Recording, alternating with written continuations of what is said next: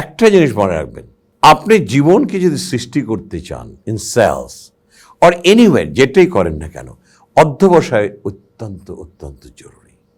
যেটাকে আমরা ইংলিশে বলি পার্সিভারেন্স, আরেকটা হচ্ছে পারসিস্টেন্স, লেগে থাকা।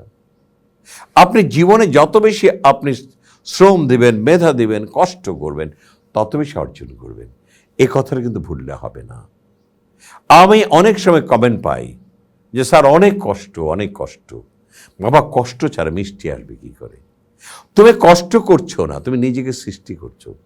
সে কষ্টটা করো না। আজকে তোমার যে যৌবনটা আছে, যৌবনটাকে তুমি কখনো অবহেলায় ফেলে দিও না। যৌবনটাকে তুমি কর্মের মধ্যে ধাবিত করো, সৃষ্টি করো নিজেকে।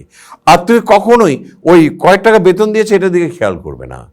তুমি শুধু খেয়াল করবে কত তাড়াতাড়ি, কত চরম গতিতে তুমি তোমার প্রমোশন পেতে পারো, ভালো ইনসেন্টিভ পেতে পারো, কমিশন পেতে পারো। টাকা তোমার আসবেই, স্বাচ্ছন্দ্য আসবেই। তাই কষ্ট করো, সৃষ্টি করো নিজেকে।